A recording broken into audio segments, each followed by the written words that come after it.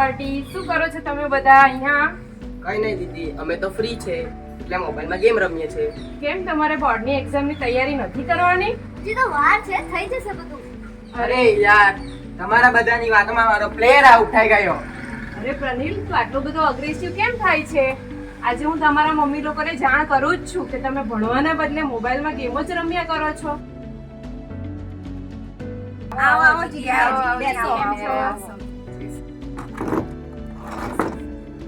બોલો, કેમ આવવાનું થયું? બસ આજે આ બાળકોને મળી તો એ લોકો મોબાઈલમાં બહુ જ ધ્યાન આપે છે, તો હું તમને જાણ કરવા આવી છું કે હવે એ લોકોની બોર્ડની એક્ઝામ આવી રહી છે. દીક્ષાબેન, છોકરાઓ માનતા જ નથી. આખો દિવસ મોબાઈલ જોયા કરે છે. ભણવામાં કશું કહીએ તો એવું કે છે કે અમે થોડા કંટાળી ગયા છે, થોડી 5 મિનિટ જોવા દો, એવું કે છે. એ માનતા જ નથી. તમારી વાત તો સાચી છે. આજકાલના છોકરાઓ પર નહીં, મોબાઈલનો શું આમ ચસ્કો લાગ્યો છે, મોબાઈલમાં જ ધ્યાન આપે છે. અમને પણ ચિંતા હોય છે, થાય પણ શું કરીએ, માનતા જ નથી. હવે મારો મિત્ર જ પણ બિલકુલ માનતો નથી, મોબાઈલમાં જ ઘૂસી રહી છે.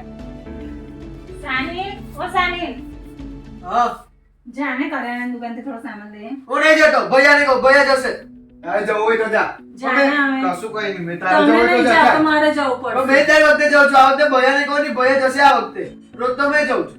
આ તમારા મોબાઈલના જ પ્રોબ્લેમથી હું કંટાળી ગઈ છું. આખો દિવસ મોબાઈલ લઈને બેહી રહું. હમણાં લીધો, કશું જ કામ નહીં કરતા. 5 જ મિનિટ થાય, હમણાં લીધો મોબાઈલ મેં. હું જ જઈ આવું છું બસ.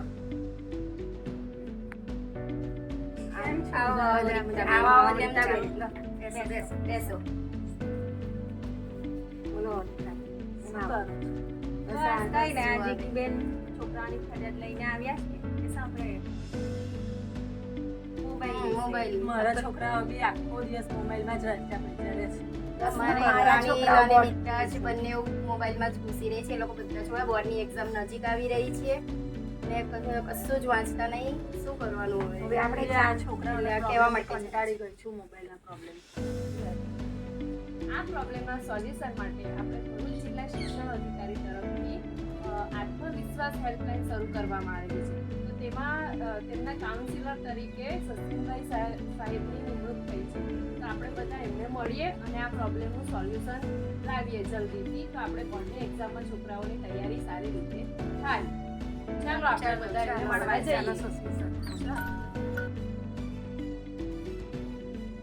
સાહેબ અમે જય શ્રી કૃષ્ણ. આવો આવો. કેમ છો બધા? મજામાં? બેસો બેસો. અમે સાંભળ્યું છે કે તમે આત્મવિશ્વાસ હેલ્પલાઇન અંતર્ગત બોર્ડ એક્ઝામનું કાઉન્સેલિંગ કરો છો, તો તમે માર્ગદર્શન છોકરાઓને આપો. હા, તમારી વાત સાચી છે.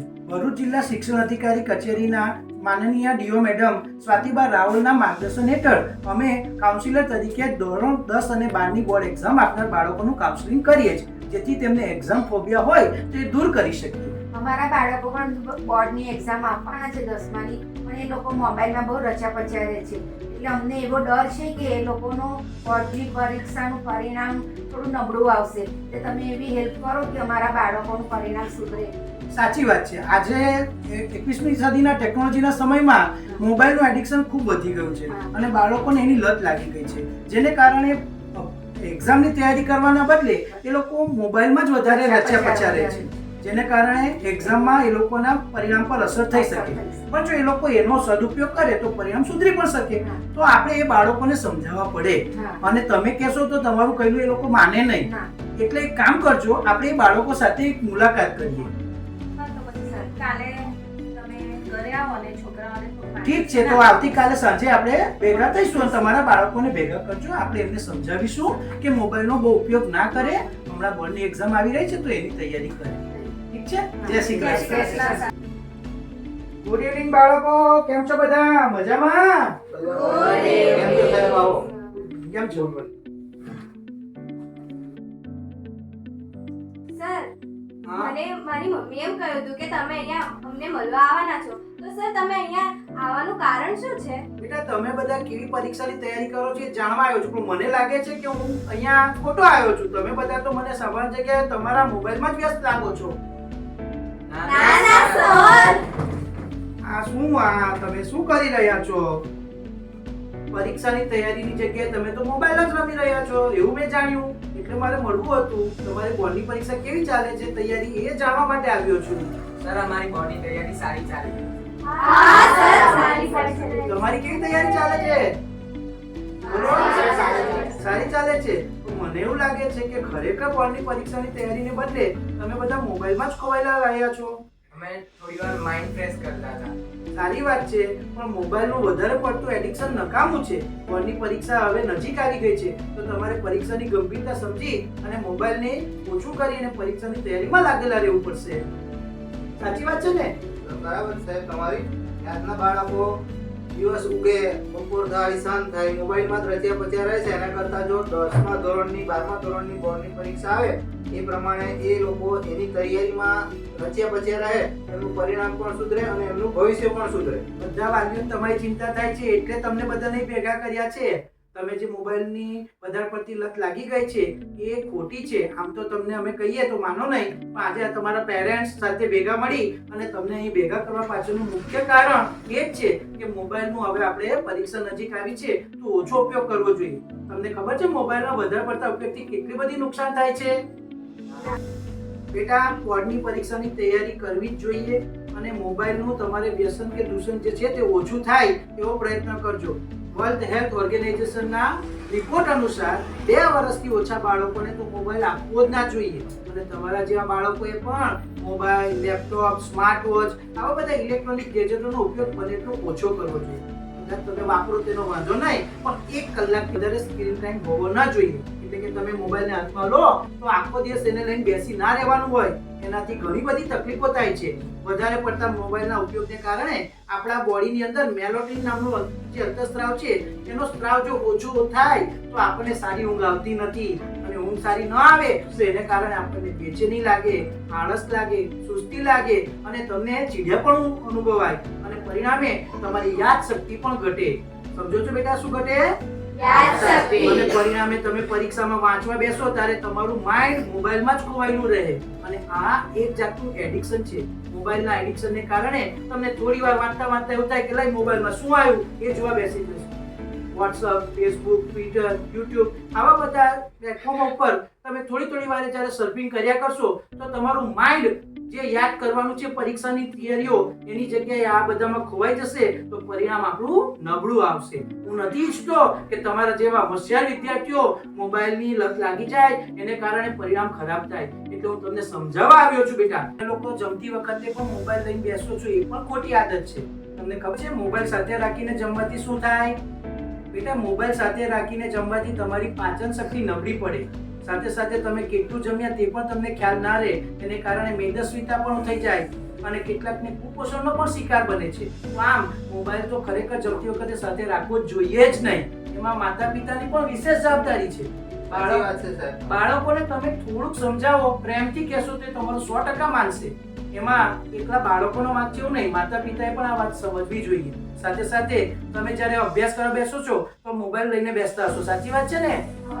તો મોબાઈલ સાથે રાખીને બેસવાથી તમને મેં અગાઉ કીધું એમ કે તમને થોડી વાર મોબાઈલ લઈને એની સાથે રમવાનું મન થશે અથવા તો વોટ્સઅપ, ફેસબુક, યુટ્યુબ, ટ્વિટર આવા જે પ્લેટફોર્મો છે એની ઉપર તમે જ્યારે સર્ફિંગ કરવા બેસી જશો તો કલાકોનો કલાક સમય તમારો એમાં બગડી જશે અને પરીક્ષાની તૈયારી કરવાનો સમય કિંમતી જે તમારો સમય છે એ ખર્ચાઈ જશે. તો હવે પછી તમે મોબાઈલને ઓછો ઉપયોગ થાય એવું કરજો અને સાથે સાથે બને તો પરીક્ષાની તૈયારી તરફ વધારે મહેનત કરશો એવી મારી તમને લોકોને ખાસ સલાહ છે.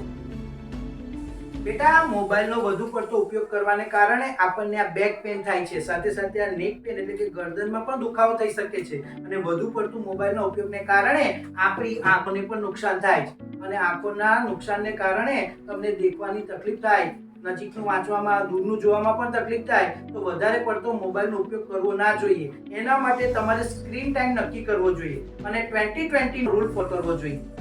સર 20-20-20 શું છે? તમે એના માટે માહિતી આપશો? હા, 20-20-20 એ કોઈ ક્રિકેટ મેચ નથી. એ મોબાઈલ માટેનો એક નિયમ છે, રૂલ છે. એ રૂલને જો તમે બરાબર સમજી લો તો મોબાઈલ વાપરવાથી તમારી આંખને થતું નુકસાન, મગજને થતું નુકસાન અટકે છે.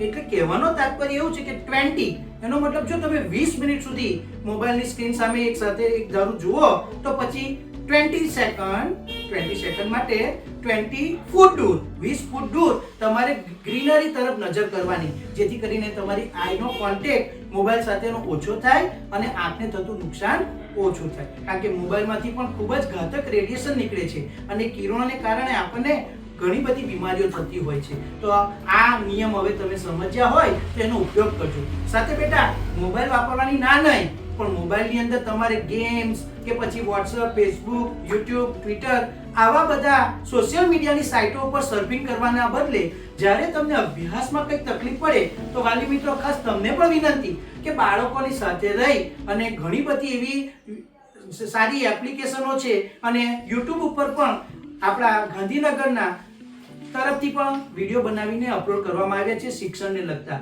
તો દરેક વિષય નિષ્ણાત શિક્ષકો દ્વારા સરસ વિડીયો બનાવવામાં આવ્યા છે.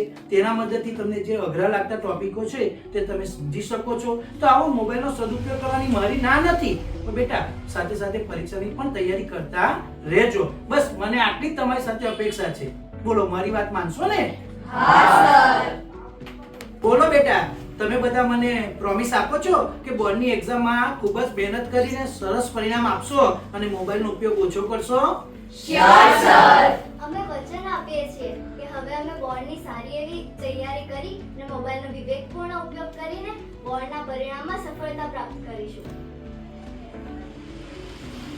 સરસ. અને સાથે સાથે તમારું અને તમારા માતા પિતાનું નામ પણ રોશન કરો એવી મારા આશીર્વાદ. ચાલો તો હું રજા લઉં. ખૂબ ખૂબ આભાર તમારો સાહેબ.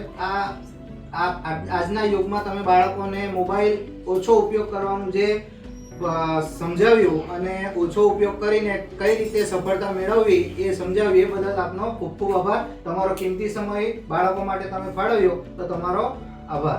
શિક્ષક તરીકે મારી પણ જવાબદારી છે કે સમાજ સુધારણાના કામમાં મારે મારો સમય આપવો જોઈએ. એમાં કઈ તમારે આભાર માનવાનો નહીં. ગિરીનભાઈ ચાલો રજા લો. ચાલો, જય શ્રી કૃષ્ણ. જય શ્રી કૃષ્ણ. ચાલો, બેટા તૈયારી